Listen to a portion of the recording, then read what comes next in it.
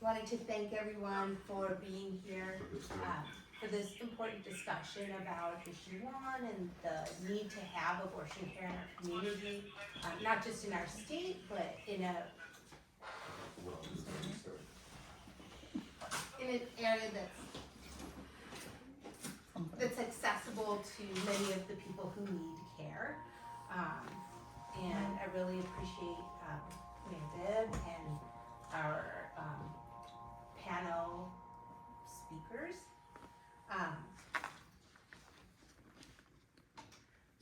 I want to talk a little bit about what will happen, where we're at right now, and potentially what could happen based on the outcome of November 7th. Right now, we have an injunction on the so-called heartbeat ban, which would ban abortion at 6 weeks. We lived under that ban and worked under that ban after the Dobbs decision on June 24th. We had about 11 or 12 weeks where we couldn't provide abortion care past 6 weeks of pregnancy. It's usually just a couple of weeks after someone has missed their period. And it was terrible. People were panicked. One of our ultrasound folks said that, we had to do ultrasounds for people, and if we could detect cardiac activity, we would have to turn them away. And one of our ultrasound people, the first couple of days we had to be under the ban, said she could feel everyone holding their breath when she did the ultrasound. And it felt like we were all holding our breath for those 13 weeks or so that we had to live under the ban. We were able to coordinate funding with the Abortion Fund of Ohio. I know Mayor Bibb, we spoke with your office about potentially helping Clevelanders travel out of state and get travel funds if they needed that. But many people can't travel out of state. We know from the Open Network study from Ohio that only about half of people who are seeking abortion can logistically make it out of state to get care. And that means the other half of those people are forced to give birth, right? That's what's happening. We can't mince words. They're forced to give birth or forced to try to self-induce abortion, which is can be extremely dangerous. So, it was brutal. It was brutal. People were crying. People were, literally wailing in fear. It was just a very dark, difficult time. And the idea that we could potentially return to that is what's at stake on November 7th. We know that the people who couldn't make it out of state still wanted to have abortions, because when we got the injunction in September, we called back a lot of the people that we had to turn away during those few months. And some of them had already traveled out of state, but many of them came back. They were later in pregnancy. They were in their second trimester of pregnancy. We were able to help them with funding, but they wanted to have abortions. They hadn't changed their mind. They just couldn't get out of state. Right now it feels like we're okay. We're performing abortions until viability, which I think has created this idea that it's kind of safe, but it's really hanging by a thread. If we don't pass the ballot issue on November 7th, we recently had a hearing for the injunction on the 6-week ban, on the heartbeat ban in the Ohio Supreme Court. They could deliver their verdict. They could potentially deliver it before November 7th, but they could deliver it shortly after, and then we would be back to that time. So it's very scary to think about, and and I hope that folks are really motivated to vote. I think that's like, we know that the majority of people in Ohio are with us. We know that people don't support these kind of extreme bans, but the urgency that some of the states who passed protective legislation for abortion, the urgency, the post-ops urgency that they had, I think we're in a position where some of that has waned off because we had this injunction, but it's really like we're on a knife's edge,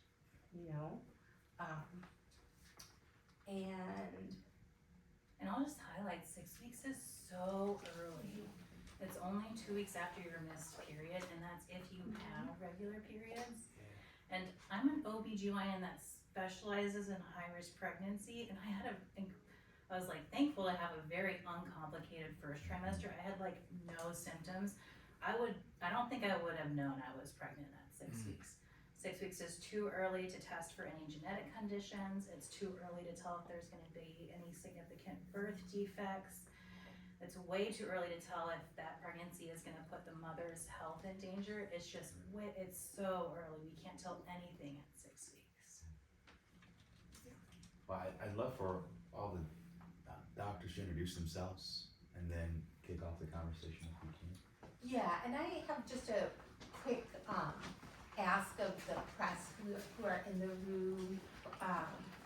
We do have a physician here who's a provider at preterm, who has not had clearance from his primary employer to speak about this. So if you would not use his name or quote him, that would, or use his image.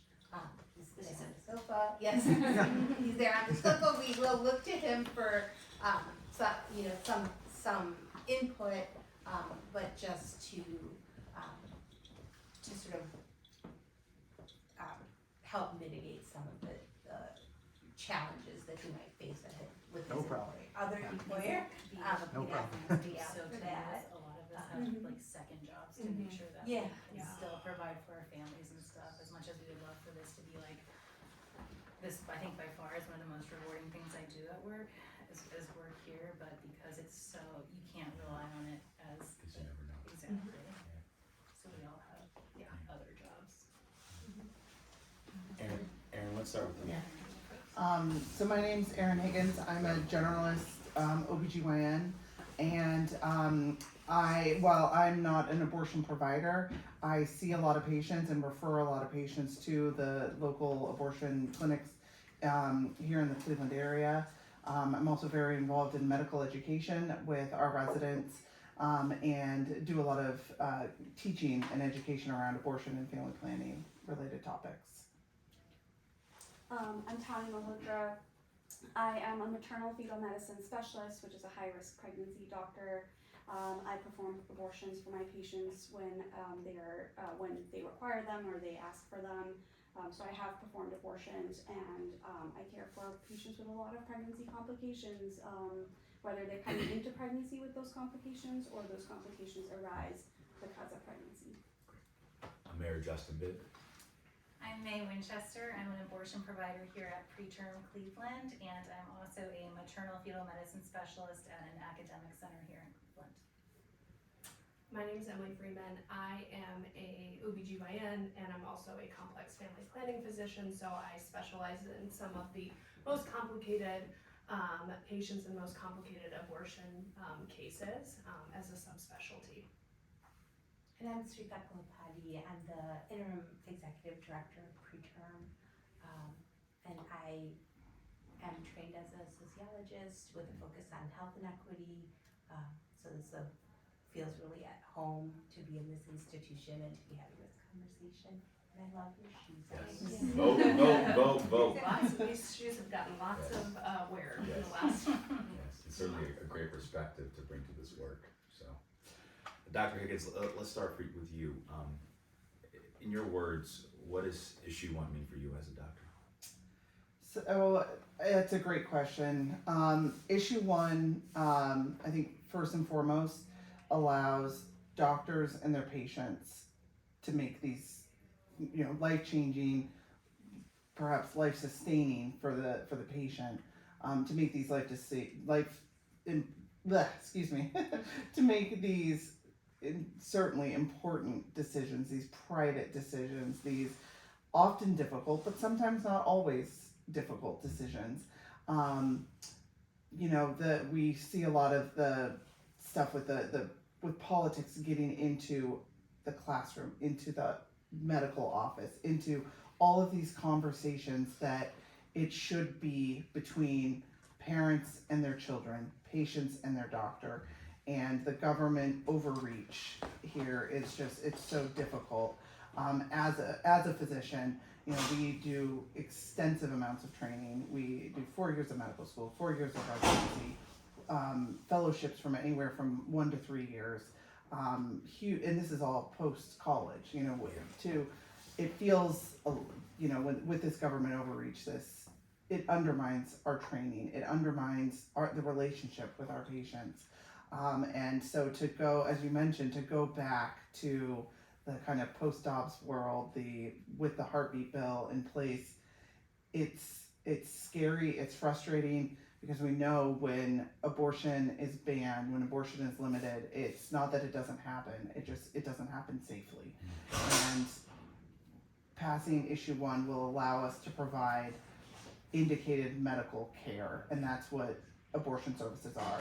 Healthcare, it's medical care. And people tend to forget in this very partisan, hyperbolic world in which we live in, people tend to forget that important point, that it's medical care, it's health care. Yeah. For women in our society. It's so important. Dr. Malhotra? Everything that Dr. Higgins said, but for me, issue 1 keeps the lawmakers and politicians out of my exam room. That exam room is small.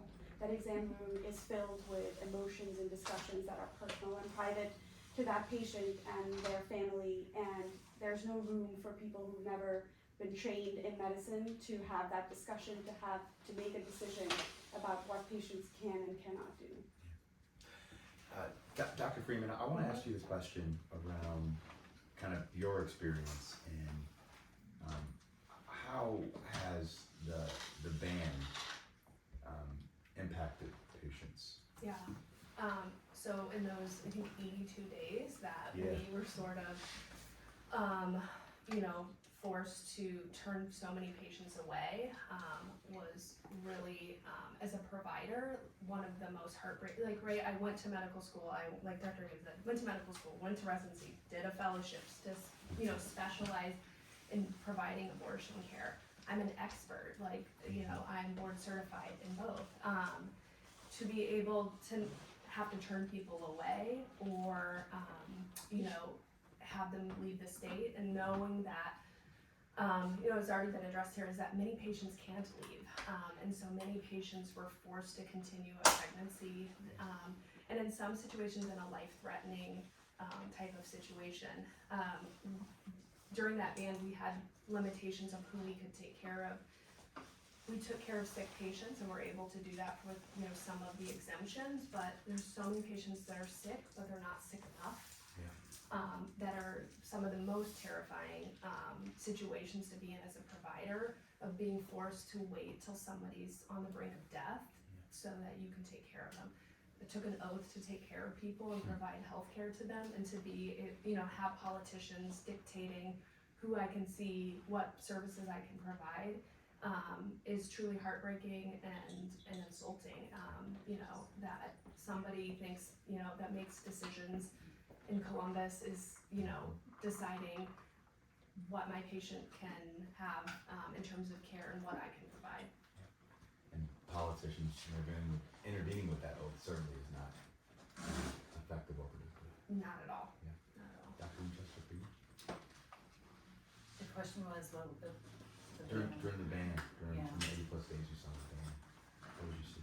It was just heartbreaking. It was like nothing I had ever experienced as a physician before. And, I've trained in really red states in the past, and I've seen some horrible outcomes from patients who were denied abortion care.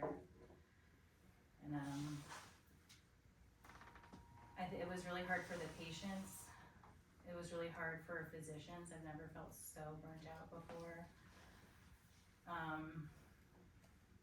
There's a great moral injury that comes to what Dr. Freeman was saying when you know what you should be doing and what you're trained to do and you know what the right thing for the patient is, but you have to tell them no. And it has to be you. It's not the politician that's telling them no. It's not, you know, the media telling them no. It has to be you as a physician, and that just digs at you and digs at you. And when we say that we can never go back as a physician, I don't think I could ever go back to that. I want all of you all to chime in on this question, but you know, Ohio has on the books. Oh, we have the injunction, but we have one of the most restrictive abortion bans in the United States. And we'll start with you at the end, Dr. Molitor. What other unintended consequences have you seen, or will we see, with women in Cleveland, based upon having one of the most restrictive bans in the country? I'm Dr. Thecla. Sorry, so sorry. But I Sorry. can definitely, My I would apologies. love to speak Sorry. to that. I would love to speak to that. And, you know, we not only have this 6-week ban, or the so-called heartbeat ban. I'm saying that because there isn't a 4-chamber heart, right? There's like just the beginning of these cases, right, yes. So we also have a fetal tissue disposal ban. You know, our legislature spends much of their time in Columbus passing these bans, and the impact for people in Cleveland, in Northeast Ohio, and in all of Ohio. You know, we know from just our direct interactions with our patients that many of them, the reason that they're choosing not to continue their pregnancies are for financial reasons. And they have a hard time, even over half of the people who have abortions already have a kid.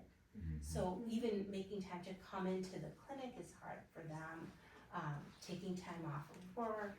So it has this like really severe economic impact on people. It is, you know, I think like the potential for people to try, because of the desperation to self-induce and have some kind of deleterious health effect is really strong. We also have extremely high maternal and infant mortality in Ohio and in Cleveland, and it's disparately impacts women of color and I want to talk about that later too. Yes, and so, you know, the most severe effects of these bans are on people who are the most vulnerable, who are already struggling with these poor health outcomes, not just mortality, but severe morbidity related to pregnancy. So it has like, you know, just life, the ability to live healthily, to live with dignity, to live with safety. That's what's at risk, and that's the impact. Yeah, you know, to kind of echo all that, I think, right, we have this injunction, and so many people think, oh, you know, it should be easy to get an abortion, and I think it's important to point out is that there is in no way, shape, or form is it easy to get an abortion in Ohio for patients. They jump through multiple hoops just to get to care, just to present to one of our, you know, clinics or hospitals. They are, it's a minimum of 2 visits, right? They have to come in, they have to sign consents. I have to, I'm mandated to tell them certain things and offer them certain resources that, you know, are not actually medically accurate. Yeah. They, you know, have to then come back to get the abortion. And sometimes it's, you know, in other places where I provide healthcare, they could have it all in one day and it could be less burdensome. And I think it's important to note is that majority of patients we take care of do not have insurance coverage for this. And majority of patients we know that seek abortion care need to pay 1/3 of their monthly income to have an abortion. So this is an incredibly, you know, and a huge burden to patients, and especially patients that, you know, we're taking care of, like was already echoed, is, you know, they're already, you know, living well below the federal poverty line. They're already, you know, juggling childcare and schooling and work. We know that, you know, the majority of patients that we care for in Cuyahoga County are patients of color that are seeking abortion services, and you know, they're already, you know, way behind in the wage gap, right? So to pay 1/3 of your monthly income, and there are some resources, but they're not enough. And so I think it's important to know that even though we are able to care for people past 6 weeks right now, it's not easy. I would just echo all of that. We've talked about the burdens of getting an abortion, and so when patients get to this point, I trust them. They have looked at our prices online, they have arranged childcare to be here, they have arranged transportation to get here, and they're certain in what they want. And I feel like a lot of times our patients get vilified. These patients are good parents. Most of our patients already are parents. And I can't really hide my pregnancy now, and they're always telling me, congratulations, are you having a boy or girl? They give me advice. These are good people. Our patients are good patients, and we should not be trying to punish good people for making the decision they feel is right for them. You both want to add to that? I'm going to come at it from the perspective of someone who manages complicated and high-risk pregnancies. As Dr. Gorpathy said, Ohio is in the bottom 10 of maternal mortality and morbidity. And when we have patients that come in that are just not sick enough, or not sick enough yet, and telling them, well, you know, if you just get a little bit worse, then we will be able to do your abortion, is just, it's an injustice. It's an injustice of so many proportions. And turning patients away, whatever their reason for an abortion is, to say, you know, when you get to this particular point, when you meet a certain criteria, we'd be willing to do it. But the abortion ban that we have in Ohio, if issue 1 doesn't pass, has no protections for rape or incest. We had in 2022, there were 42 abortions performed on children less than 15 years old. Between 2013 and now, it ranges between 52 to 100 per year on that age group. I think turning away patients tells them that somehow their decisions are not valid. Their personal decisions that they made with their families, that they somehow don't know what the right decision to make is for their families. And that's dehumanizing for those patients. Yeah, I think similar to what Dr. Malhotra said, as somebody who takes care of patients later in pregnancy, second, third trimester, deliveries in the hospital, long-term, you know, antepartum stays, we see patients who maybe considered termination, couldn't get it at the beginning, and obviously we're way past that point in their pregnancy. They have, you know, either been forced to or decided to continue with the pregnancy, and now they're experiencing life-threatening complications just from pregnancy, whether that's severe preeclampsia, growth restriction of the baby, you know, any number of complications with the placenta, things that are risky to their life. You know, I think one of the anti-choice responses to abortion is, well, you could always put the baby up for adoption. And I think one of the things that we need to remember is that pregnancy is not a health neutral event. It's one of the most dangerous things an American woman can do in her lifetime. And to just gloss over that and say, oh, just, you know, adoption is great. And it's great for some people, but it's not great for other people. And there need to be options. And so it's heartbreaking to see then, you know, months down the line, patients suffering because they couldn't make a decision that they wanted to. And Dr. Higgins, you mentioned an important point that I think it's incumbent, particularly as a male elected official, to say this, that a pregnancy for a woman is one of the hardest, most difficult things they'll ever go through. And most dangerous. And most dangerous. And we need to just call that out even more as we head to the polls on November 7th. So it's so important that you call that out. Yeah, and it's scary, and it's scary as providers for us to, you know, in those almost 90 days. I remember seeing a patient that had it was, I think I actually maybe even spoke with Dr. Freeman about it, that it was basically what is called an inevitable abortion. Somebody who was bleeding actively and in the process of passing the tissue, and I felt stuck based on the law. I was like, I know what's going to happen, but I don't know if I can treat her, if I can help her to help maybe prevent excessive bleeding, life-threatening bleeding that could end her up in the OR, back in the hospital, blood transfusions, because I felt like my hands were tied by the law. And as a physician, to say, do I need to call the lawyers first to check with a non-medically trained person to say, is this okay for me to do? When, like one of you said, I know what's right. I know what the right treatment is. But to have that kind of looming over your head, what will the lawyer say? What will the law say? Could I get arrested for this? Fined, you know, whatever the case is. As mayor of Cleveland, and thinking and reflecting on this issue, one of the biggest things that we're focused on, and why I'm so passionate about issue 1, is really making sure we address this from a racial justice standpoint. We know that Black women are 2 to 3 times more likely to die because of a pregnancy-related cause. And, you know, we need to keep talking about that, particularly to ensure that all of Cleveland turns out to vote, but particularly in the Black community, they turn out and vote, and Black women turn out and vote. And I would love for you all to really reflect on, you know, how does the potential ban exacerbate health disparities in our city? Abortion is an issue that has always impacted like our communities of color and our poorer communities, always since day one.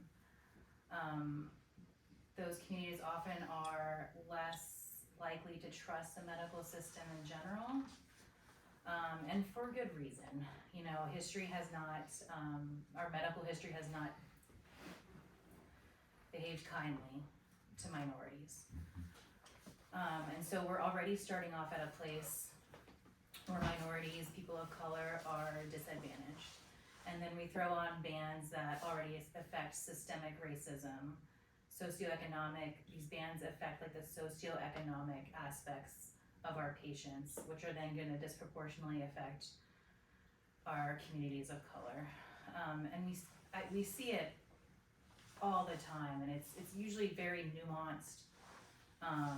But systemic racism is pervasive in every hospital in this state. Yeah. We see that in our outcomes, our maternal mortality rates, our infant mortality rates. Just based on your sheer zip code determines if you're more likely to live or if your baby is more likely to live after birth. Just your zip code. And the people that have money and connections are always going to be able to try and find a way. They'll always find a way to be able to travel to wherever they need to go. But people who don't have those means, through no fault of their own, through barriers that have been in place since before they were born, are always going to feel the brunt of that burden. And that's who's going to be affected the most. And so we have to step up for everybody, for those patients especially, to make sure that care is always going to be available to them. This is the least we can do. Absolutely. Anyone else want to reflect on that question? Justice, reproductive justice, is about being able to choose when to have a child, being able to birth the child safely for themselves and for the child, and being able to raise that child safely. I think on so many levels we have failed minoritized and racialized populations, right? And I think when it comes to abortion access. I've had patients who can't make it to their clinic appointments, their doctor's visits for when they're getting prenatal care. And I've had patients who said, this is not a during those 82 days and other times, who said, this is not a pregnancy I can keep. We said, hey, you know what, preterm has a financial plan, but still requires a certain amount. They said, I don't have that money. I didn't have the money to come to this visit today. I don't have the money that is required for me to be able to get the care I need. I've had patients miss their prenatal appointments because they don't have cars.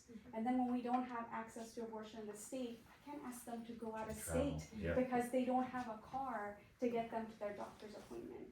And I think that gets lost. That those are the patient stories. Those are those are the personal stories that politicians don't hear or don't hear about. That completely gets lost. You're so right. I think sometimes there's so many burdens that our patients, our Black patients and our Latina patients face that, sometimes the path of least resistance sometimes is just to continue a pregnancy because, because they're like, just echoing everything, sometimes I feel like it would be easier for me to get somebody to Mars than it would be out of state to get an abortion, honestly, because there is so many barriers that people face and, right, I live a life of privilege.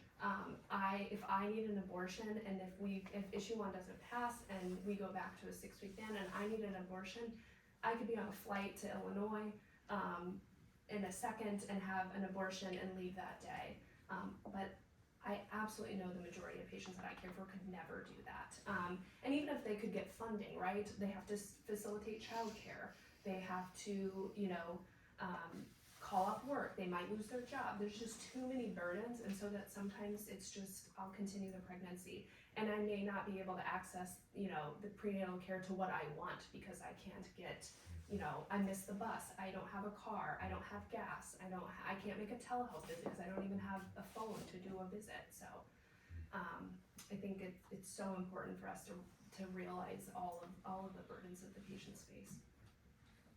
And I want to talk about criminalization as a issue that pregnant people will face and the disparate application of laws on Black women and poor women. If we're in a situation where most abortions are illegal in Ohio, and if there are moves, I know one of the priorities of your administration was to deprioritize enforcement, and I think that's in Cleveland, but what about other parts of Ohio? We've had towns pass bans, and those laws are gonna be like all the laws in the United States, disproportionately applied to women of color, people of color. So there's gonna be additional criminalization. We have already seen it with people who have been prosecuted for miscarrying, that the people who get prosecuted for that are people of color. So, people could go to prison for the rest of their lives for trying to go out of state to get an abortion, for self-inducing an abortion. Self-induced abortion can be safe, but it can also be very risky, and that depends on who has information and who has access to care and who has access to money to get safe medication. And that's also gonna be conditioned on race and economic access. So I think the disparate impact will have both medical and biological elements and social elements with criminalization. So as we wrap up the conversation, I have 2 final questions. The first question is, Election Day is coming up soon. What else can we be doing to make sure we codify a woman's right to choose in the state constitution? All right, well, I think it's get your friends to vote and get your friends' friends to vote. You know, we're a lot of our organizations, Ohioans United for Reproductive Rights, Ohio Physicians for Reproductive Rights, are doing great efforts to get out the vote, to do door-to-door canvassing, phone calls, writing letters. Door-to-door is one of the most effective ways that we can get our community to get out and vote and explain, you know, that face-to-face interaction.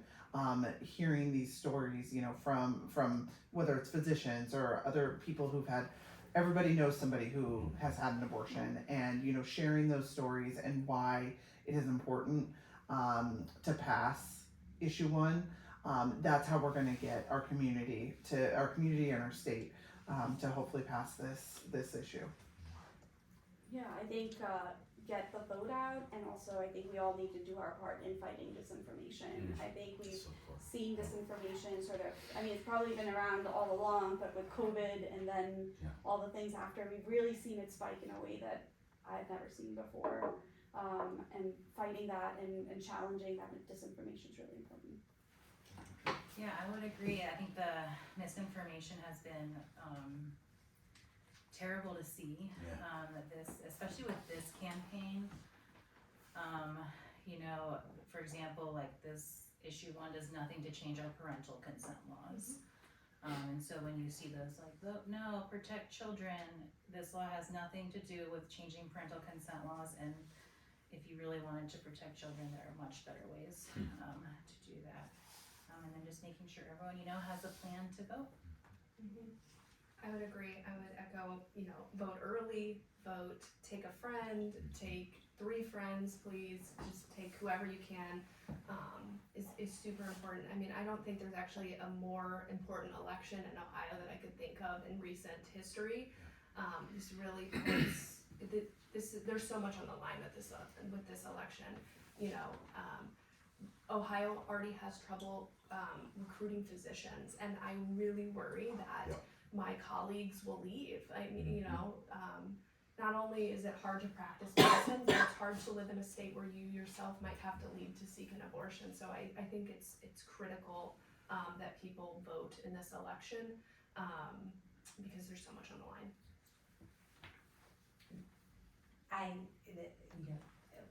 I can't add, I think, more in terms of mobilization, but I do think in terms of disinformation, you know, this bill is about more than abortion. Abortion is a critical part of it, but people who want to do IVF, you know, other basic forms of reproductive technology and reproductive healthcare access are on this bill. Miscarriage management. Miscarriage management, Contraception. contraception. So these rights, you know, abortion is perhaps the most contentious, but there are many aspects of living a full and free reproductive life that are protected by this bill. And I hope that other folks who are thinking about any of these things, contraception, IVF, know people who may need these things, will come out and vote. You know, it's a really the floor of what we need. I want to end on a optimistic note. So, start with you, Dr. Higgins. Right now, what gives you hope? This panel, honestly, and truly seeing and connecting with so many of my colleagues in the Cleveland area, whether they're physicians or, you know, other healthcare workers, and just seeing the incredible amount of support for this issue. We've really, you know, abortion is often split along party lines, or it's made to be a Democrat versus Republican, or us versus them. But this is a human issue. This is a people issue, and it's been really incredible to see people from all sides of the political spectrum come together and say, this is not what we want for our state. This is not what we want for our communities. And so I'm just really encouraged, and seeing other states that are red or purple, pass abortion protection amendments is amazing, and giving me encouragement that can happen here in Ohio as well. Yeah, that's the most important part, but seeing it happen and Yeah. succeed in other states is what's giving me hope right now. I would say our patients give me hope every day. Again, I said, like, this is like the most rewarding work I do. And I know every day I come here and that I work here, I have helped someone, and that is whether or not that's helping them focus back on school, stay in a job that they really want to excel at, not be tied to some abusive partner, or help them focus on the family they already have. I see it in their face every single day when I work here, and that's something I'll continue to do as long as it remains legal in this state. I would agree. I mean, I think abortion care is life affirming, it's life saving, and Ohioans know what's right for them, right? Like, the most rewarding part of seeing this movement happen is Ohioans, after Dobbs and after this really like 10 to 15 years sort of like slowly picking away at abortion access in Ohio, Ohioans are pushing the movement, right? We have decided that the politicians have failed us in Columbus, and so I think us pushing for this amendment is us taking some of the power back that's been taken away from us. So I think the vote in August on changing the threshold to pass a citizen-led initiative, the voters soundly rejected that. I have hope that Ohioans have a sense of fair play. I grew up in this state. I received excellent public education in this state. And I know that many of the people who will come out to vote are the same as me, that they have that kind of public civic grounding, and a sense of fair play. And the August election really gave me hope that people see through this fog of misinformation and are guided by a real internalized sense of fairness. Well, each of you give me hope. So I want to thank you for your courage. Thank you for your voice. Thanks for fighting on the front lines. I'm not on the front lines. You all are on the front lines every single day. And I'm looking forward to celebrating on November 8th with you all when we pass issue 1 and codify abortion rights in the state constitution. So thanks so much for the time. Here.